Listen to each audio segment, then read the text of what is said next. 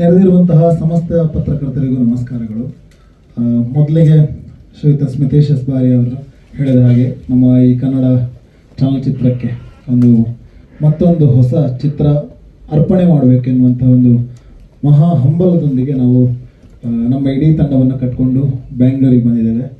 ನಿಮಗೆಲ್ಲರಿಗೂ ಕೂಡ ನನ್ನ ಪರಿಚಯವನ್ನು ಹೇಳೋದಾದರೆ, ನಾನು ಜೀ ಕನ್ನಡ ಎನ್ನುವಂತಹ ಒಂದು ಮಹಾನ್ ವೇದಿಕೆಯಲ್ಲಿ ಸುಮಾರು 2015-16 ಮೊದಲನೇ ಬ್ಯಾಚ್ ಅಂದರೆ ಫಸ್ಟ್ ಸೀಸನ್ನ ಕಂಟೆಸ್ಟೆಂಟ್ ಆಗಿದ್ದೆ, ಅನೀಶ್ ಪೂಜಾರಿ ಅಂತ. ಸೊ ಜೀ ಕನ್ನಡದಲ್ಲಿ ಕಲಾವಿದನಾಗಿ ಬಂದವನು ನಾನು. ಅದಾದ ನಂತರ ಸುಮಾರು 4-5 ಶೋಗಳನ್ನು ನಾನು ರಿಯಾಲಿಟಿ ಶೋಗಳನ್ನು ಮಾಡಿ ಈಗ ಆ ಒಂದು ಎಕ್ಸ್ಪೀರಿಯನ್ಸ್ನ ಜೊತೆಗೆ ಒಂದು ಕಥೆ ಇರ್ಬೋದು ಅಥವಾ ಚಿತ್ರಕಥೆ ಇರ್ಬೋದು ಅಥವಾ ಒಂದು ಸಂಭಾಷಣೆ ಇರ್ಬೋದು, ಹೀಗೆ ಒಂದಷ್ಟು ಸಿನಿಮಾಗಳಲ್ಲಿ ನಾವು ಕೆಲಸ ಮಾಡ್ತಾ ಈಗ ದಸ್ಕತ್ ಎನ್ನುವಂಥ ಒಂದು ಸಿನಿಮಾವನ್ನು ನಾವು ತಗೊಂಡು ಬಂದಿದ್ದೇವೆ. ಸ್ಮಿತೇಶ್ ಅವರು ಹೇಳಿದಾಗೆ ಸುಮಾರು 70 ದಿನಗಳ ಕಾಲ ಕರಾವಳಿ ಭಾಗ ಅಂದರೆ ಮಂಗಳೂರು ಇರ್ಬೋದು ಅಥವಾ ಉಡುಪಿ ಜಿಲ್ಲೆ ಇರ್ಬೋದು, ಎಲ್ಲ ಭಾಗಗಳಲ್ಲೂ ಕೂಡ 70 ದಿನಗಳ ಕಾಲ ನಮ್ಮ ದಸ್ಕತ್ ತುಳು ಚಿತ್ರ ವಿಜೃಂಭಿಸಿದೆ ಮತ್ತು ಎಲ್ಲ ಪ್ರೇಕ್ಷಕರ ಮನವನ್ನು ಕೂಡ ಗೆದ್ದಿದೆ. ಇದು ನಮಗೆ ತುಂಬ ಪ್ರೌಡ್ ಫೀಲ್ ಆಗುವಂತಹ ವಿಷಯ ನಮ್ಮ ತಂಡಕ್ಕೆ. ಬಿಕಾಸ್ ನಾವು ಸುಮಾರು 5 ವರ್ಷಗಳ ಕಾಲ ಬೇರೆ ಬೇರೆ ಕಂಟೆಂಟ್ಗಳನ್ನು ಮಾಡಿದ್ವಿ. ಮೊದಲ ಚಲನಚಿತ್ರ ನಮ್ಮ ತಂಡದ್ದು ಕನಸು ಮಾರಡಿಗಿದೆ, ಅದನ್ನು ನಿರ್ದೇಶನ ಮಾಡಿದವರು ಸ್ಮಿತೇಶ್ ಬಾರಿ ಅವರು. ಅದಾದ ನಂತರ ನಾವು ಒಂದಷ್ಟು ವೆಬ್ ಸೀರೀಸ್ಗಳನ್ನು ಮಾಡಿದ್ವಿ. ಅದು ಟಾಕೀಸ್ ಎನ್ನುವಂಥ ಒಂದು ಪ್ಲ್ಯಾಟ್ಫಾರ್ಮಲ್ಲಿದೆ, ಆ್ಯಪಲ್ಲಿದೆ. ಅದೊಂದು OTT ಪ್ಲ್ಯಾಟ್ಫಾರ್ಮ್. ಅಲ್ಲಿ ಮಾಯೆ, ವನಜ, ಗಿಲ್ಬಿಸ್ಟಿಕ್ ಫ್ಯಾಮಿಲಿ, ಹೀಗೆ ಒಂದಷ್ಟು ಕಂಟೆಂಟ್ಗಳನ್ನು ನಾವು ಮಾಡಿದ್ವಿ. ಅದಾದ ನಂತರ ನಾವು ಥಿಯೇಟ್ರಿಕಲ್ ಆಗಿ ರಿಲೀಸ್ ಮಾಡಿದ್ದೆ ಈ ದಸ್ಕತ್ ಎನ್ನುವಂಥ ಒಂದು ಚಿತ್ರ.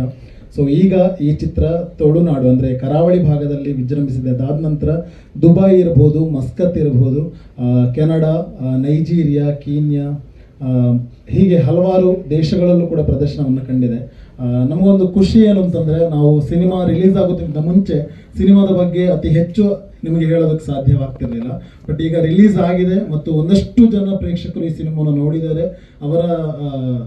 ಅವರ ವಿಮರ್ಶೆಯನ್ನು ಕೂಡ ನೀವು ನೋಡಿದ್ದೀರಿ ಈಗ. ಹಾಗೆ ಅವರಲ್ಲದೆ ಸಾವಿರಾರು ಜನರು ಕೂಡ ವಿಮರ್ಶನೆ ಕೊಟ್ಟಿದ್ದಾರೆ, ಬರೆದಿದ್ದಾರೆ. ಅವರ ಒಂದಷ್ಟು ಮುಖಪುಟಗಳಲ್ಲಿ ಬರೆದು ನಮ್ಮನ್ನು ಬಹುದೊಡ್ಡ ಮಟ್ಟಕ್ಕೆ ತಲುಪಿಸಿದ್ದಾರೆ. ಈಗ ನಮಗೊಂದು ದೊಡ್ಡ ಕೋರಿಕೆ ಏನಂತಂದರೆ, ನಿಮ್ಮ ಮುಖೇನ ಈ ದಸ್ಕತ್ ಎನ್ನುವಂಥದ್ದು ಹರಿಯುವ ನದಿ ಆಗಬೇಕು ಅನ್ನೋ ನಮ್ಮ ಕನಸು. ಅಂದರೆ ಬರಿಯ ಕರಾವಳಿ ಭಾಗಕ್ಕೆ ಸೀಮಿತವಾಗದೆ ಈ ದಸ್ಕತ್ ಎನ್ನುವಂಥದ್ದು ಕನ್ನಡ ನಾಡಿನ ಪ್ರತಿಯೊಂದು ಊರುಗಳಲ್ಲೂ ಪ್ರತಿಯೊಂದು ಜಾಗಗಳಿಗೂ ತಲುಪಬೇಕು ಅನ್ನೋದು. ಸೊ ಇದೊಂದು ನಮ್ಮ ಕನಸಾಗಿತ್ತು. ಆ ಕನಸಿಗೆ ನನಸಾಗುವ ಹಾಗೆ ಮಾಡಿದವರು ನನ್ನ ಹತ್ತಿರವೇ ಕುಳಿತಿರುವಂತಹ ಅಜಾನುಬಾಹು ಅಂತ ಹೇಳ್ತೇನೆ. ಅಂದರೆ ಸ್ಮಿತೇಶ್ ಅವರು ಹೇಳಿದರು ಅವರ ಸಾಧನೆ ಏನು ಅಂತ. ನಮಗೆ ಒಂದು 2 ವರ್ಷಗಳ ಹಿಂದೆ ನಮ್ಮ ಸ್ನೇಹಿತರ ಮೂಲಕ ಸರ್ದು ಪರಿಚಯ ಆಯಿತು. ರಕ್ಷಿತ್ ಎನ್ನುವ ನನ್ನ ಫ್ರೆಂಡ್ ಅವರು, ಅವರ ಜೊತೆಗೆ ಕೆಲಸ ಮಾಡ್ತಾರೆ. ಹೀಗೆ ಆ ಊರಿನ ಬಗ್ಗೆ ನಮಗೆ ಹೇಳಿದರು ರಕ್ಷಿತ್ ಅವರು. ಅರೆಬನ್ನೆಮಂಗಲ ಅಂತ ಊರಿನ ಹೆಸರು. ಆ ಊರಿಗೆ ನಾನು ಸ್ಮಿತೇಶ್ ಅವರೆಲ್ಲ ಸುಮ್ಮನೆ ಹೋಗಿದಾಗ ಆ ಊರಿನ ಪರಿಸ್ಥಿತಿಯನ್ನು ನೋಡಿ ನನಗೆ ತುಂಬ ಖುಷಿ ಆಗ್ಬಿಡ್ತು. ಅಂದರೆ ಒಂದು ಹಳ್ಳಿ ಇದ್ದದ್ದನ್ನು, ಅಂದರೆ ಒಂದು ಸುಂದರವಾದ ಹಳ್ಳಿ, ಆ ಹಳ್ಳಿಯಲ್ಲಿ ಮೂಲಭೂತ ಸೌಕರ್ಯದ ಕೊರತೆ ಇದ್ದಾಗ ಒಬ್ಬ ವಿಷನ್ ಇರುವಂತಹ ಒಬ್ಬ ದೊಡ್ಡ ಮಹಾನುಭಾವ ಮುಂದೆ ಬಂದಾಗ ಆ ಊರು ಅಭಿವೃದ್ಧಿಯ ಪದದತ್ತ ಸಾಗುತ್ತದೆ ಅನ್ನೋದಕ್ಕೆ ಮುಖ್ಯ ಉದಾಹರಣೆ ಶ್ರೀಯುತ ಜಗದೀಶ್ ಅರೆಬನ್ನೆಮಂಗಲ ಅವರು. ಸೊ ಅವರು ಮಾಡಿರುವಂತಹ ಸಾಧನೆ ಬಹು ದೊಡ್ಡದು. ಆ ಸಾಧನೆಗೆ ನಮಗೆ ಈಗ ಅವರ ಜೊತೆಗೆ ಕೆಲಸ ಮಾಡುವಂತಹ ಒಂದು ದೊಡ್ಡ ಅವಕಾಶ ಸಿಕ್ಕಿದೆ, ಸೌಭಾಗ್ಯ ಸಿಕ್ಕಿದೆ. ಇವತ್ತು ಅವರು ನಮ್ಮ ದಸ್ಕತ್ ಎನ್ನುವಂಥ ಸಿನಿಮಾವನ್ನು ಸುಮಾರು 3 ಸಲ ನೋಡಿದ್ದಾರೆ. 2 ಸಲ ತುಳು ಭಾಷೆಯಲ್ಲಿರುವಾಗ ನೋಡಿದ್ದಾರೆ. ಅದಾದ ನಂತರ 3ನೇ ಬಾರಿ ಕನ್ನಡದಲ್ಲೂ ಒಂದ್ಸಲ ಹೇಗೆ ಬಂದಿದೆ ನೋಡೋಣ ಅಂತ ನೋಡಿದ್ದಾರೆ. ಸೊ 3 ಬಾರಿಯೂ ಕೂಡ ಅವರು ನೋಡಿದಾಗ ಅವರ ಹಳ್ಳಿಯ ಜನರನ್ನೇ ನೋಡಿದೀನಿ ಅಂತ ಪ್ರತಿ ಸಲ ನಮಗೆ ಹೇಳ್ತಾ ಇದ್ರು. ಸೊ ನನ್ನ ಹಳ್ಳಿಯಲ್ಲೂ ಇಂಥದ್ದು ಜನ ಇದ್ದಾರೆ, ಇಂಥದ್ದೇ ಅಧಿಕಾರಿ ವರ್ಗ ಇತ್ತು, ಹೀಗೆ ಆಗ್ತಾ ಇತ್ತು ಸಿಚುವೇಶನ್ಗಳು ಅಂತ. ಸೊ ಅವರು ದೇವರ ದಯೆಯಿಂದ ನಮ್ಗೆ ಸಿಕ್ಕಿದ್ದಾರೆ. ಈಗ ನಮ್ಮ ಸಿನಿಮಾವನ್ನು ಇಡೀ ಕನ್ನಡ ನಾಡಿನ ಜನತೆಗೆ ಪ್ರಸರಿಸಬೇಕೆನ್ನುವಂಥ ಒಂದು ಮಹದಾಸೆಯನ್ನು ಹೊತ್ಕೊಂಡಿದ್ದಾರೆ. ಸೊ ನಮ್ಮ ದಸ್ಕತ್ ಇವತ್ತಿಗೆ ನಮ್ಮ ಕನ್ನಡ ನಾಡಿನಾದ್ಯಂತ ರಿಲೀಸ್ ಆಗಿ, ಅಂದರೆ ಮೇ 9ನೇ ತಾರೀಕು ನಾವು ರಿಲೀಸ್ ಮಾಡಬೇಕು ಅಂತ ಅಂದ್ಕೊಂಡಿದ್ದೇವೆ. ಹಾಗೆ ಅನೌನ್ಸ್ ಕೂಡ ಮಾಡಿದ್ದೇವೆ. 9ನೇ ತಾರೀಕು ರಿಲೀಸ್ ಆಗುತ್ತೆ.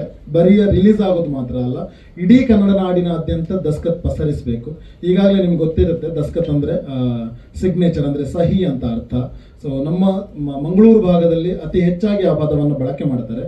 ಆ್ಯಂಡ್ ನಾನು ತಿಳಿದ ಮಟ್ಟಿಗೆ ಬೆಂಗಳೂರಲ್ಲೂ ಕೂಡ ಒಂದಷ್ಟು ಜನರಿಗೆ ದಸ್ಕತ್ ಅಂದರೆ ಗೊತ್ತು, ಉತ್ತರ ಕರ್ನಾಟಕದಲ್ಲೂ ದಸ್ಕತ್ ಅಂದರೆ ಏನು ಅಂತ ಗೊತ್ತು. ಕಾರಣ ನಿಮಗೆ ಗೊತ್ತಿರಬಹುದು, ಒಂದಷ್ಟು ವರ್ಡ್ಗಳು, ಬೇರೆ ಬೇರೆ ಭಾಷೆಯ ವರ್ಡ್ಗಳು ನಮಗೆ ಇನ್ಫ್ಲೂಯೆನ್ಸ್ ಆಗುತ್ತೆ. ಎಕ್ಸಾಂಪಲ್, ಈಗ ಸ್ಕೂಲ್ ಅನ್ನೋದು ಇಸ್ಕೂಲ್ ಆಗಿದೆ. ಇಸ್ಕೂಲ್ ಅಂದರೆ ಕನ್ನಡ ಪದ ಅಲ್ಲ ಅದು ಆ್ಯಕ್ಚುಲಿ. ಬಟ್ ನಾವು ಕನ್ನಡವಾಗಿ ಅದನ್ನು ಸ್ವೀಕರಿಸಿದ್ದೇವೆ. ಬಿಕಾಸ್ ಒಂದು ಹಳ್ಳಿಯ ಜನರ ಬಾಯಲ್ಲಿ ಬರುವಂತಹ ಇಂಗ್ಲಿಷ್ ಪದದ ತರ್ಜುಮೆ ಅಂದರೆ ಅದೊಂದು ಸ್ವಲ್ಪ ಹಳ್ಳಿಗವಾಗಿ ಹೋಗ್ತದೆ. ಸ್ಕೂಲ್ ಇರೋದು ಸ್ಕೂಲ್ ಆಗಿದೆ, ದಸ್ಕತ್ ಎನ್ನುವಂಥದ್ದು ದಸ್ಕತ್ ಆಗಿದೆ. ಸೊ ಅಷ್ಟೇ ವ್ಯತ್ಯಾಸ. ಹಾಗಾಗಿ ಎಲ್ರಿಗೂ ಅರ್ಥ ಆಗುತ್ತೆ ಅನ್ಕೊಂಡಿದ್ದೇನೆ. ಆ್ಯಂಡ್ ಈಗಾಗಲೇ ಇದು ಪ್ರಚಾರದಲ್ಲಿದೆ. ಹೇಗೆ ಅಂತಂದರೆ ಮೊನ್ನೆ ತಾನೇ ನಡೆದಂತಹ ಬೆಂಗಳೂರು ಅಂತಾರಾಷ್ಟ್ರೀಯ ಚಲನಚಿತ್ರೋತ್ಸವದಲ್ಲಿ 3ನೇ ಸ್ಥಾನವನ್ನು ನಮ್ಮ ದಸ್ಕತ್ ಪಡ್ಕೊಂಡಿದೆ. ತುಂಬ ಖುಷಿ ಏನು ಅಂತಂದರೆ ಆಲ್ಮೋಸ್ಟ್ 4000 ಮೂವೀಸ್ ಬಂದಿದೆ ಅಲ್ಲಿಗೆ. ಸೆಲೆಕ್ಷನ್ ಆಗಿರುವಂಥದ್ದು 3 ಕ್ಯಾಟಗರಿಯಲ್ಲಿ, 14 3 ಕ್ಯಾಟಗರಿಯಲ್ಲಿ. ಸೊ ನಮ್ಮ ಸಿನಿಮಾ ಈ ವರ್ಷ ಅಂದರೆ ಹಿಂದಿನ ವರ್ಷಗಳಲ್ಲೆಲ್ಲ ಪ್ರಾದೇಶಿಕ ಭಾಷೆಯ ಸಿನಿಮಾ ತುಳು ಅಂತ ಹೇಳಿ ಪ್ರೈಸ್ ಕೊಡ್ತಾ ಇದ್ರು. ಬಟ್ ಈ ಸಲ ನಮ್ಗೊಂದು ತುಂಬ ಖುಷಿ ಏನಂತಂದ್ರೆ ಕನ್ನಡ ಸಿನಿಮಾ ಕಾಂಪಿಟೇಷನ್ ಅಲ್ಲಿ ನಮ್ಮ ದಸ್ಕತ್ ಸೆಲೆಕ್ಟ್ ಆಗಿರುವಂಥದ್ದು. 14 ಸಿನಿಮಾದಲ್ಲಿ 2 ತುಳು ಸಿನಿಮಾಗಳಿಗೆ ಪ್ರಶಸ್ತಿ ಬಂದಿತ್ತು. ಮೊದಲ ಪ್ರಶಸ್ತಿ ಬಂದು ಬಿಕ್ಕ ಬಣ್ಣದ ಹಕ್ಕಿ ಅಂತ ನಿಮ್ಗೆಲ್ರಿಗೂ ಗೊತ್ತಿದೆ. ಸೆಕೆಂಡ್ ಪ್ರೈಸ್ ಬಂದು ಪಿದಾಯಿ ಅಂತ, ಅದು ಕೂಡ ತುಳು ಸಿನಿಮಾ. 3ನೇ ಪ್ರೈಸ್ ಬಂದು ದಸ್ಕತ್ ಅಂತ. ಸೊ ನಮ್ಗೊಂದು ತುಂಬಾ ಪ್ರೌಡ್ ಫೀಲ್ ಇದೆ. ಬಿಕಾಸ್ ಜನರಿಗೆ ನಾವು ಖಂಡಿತವಾಗ್ಲೂ ಎಂಟರ್ಟೈನ್ ಮಾಡ್ತೀವಿ. ಅವ್ರು ನೋಡಿದಾಗ ಅವರಿಗೆಲ್ಲೂ ಕೂಡ ಬೇಸರವಾಗದಿರುವಂತಹ, ಎಲ್ರಿಗೂ ಕೂಡ ಮನೋರಂಜನೆಗೆ ಕೊರತೆ ಆಗಿರುವಂತಹ ಒಂದು ಕಥೆಯನ್ನು ಕಟ್ಕೊಟ್ಟಿದ್ದೇವೆ. ಕಂಟೆಂಟು ಇದೆ, ಮನೋರಂಜನೆಯೂ ಇದೆ, ಬದುಕಿನ ಅರಿವು ಇದೆ. ಸೊ ಹಳ್ಳಿಗರ ಬದುಕು, ಸಂಘರ್ಷ, ಸಂಸ್ಕೃತಿಯ ಅನಾವರಣ ಇದೆ. ಎಲ್ಲವನ್ನು ಒಳಗೊಂಡಿರುವಂತಹ ಸಿನಿಮಾವೇ ನಮ್ಮ ದಸ್ಕತ್.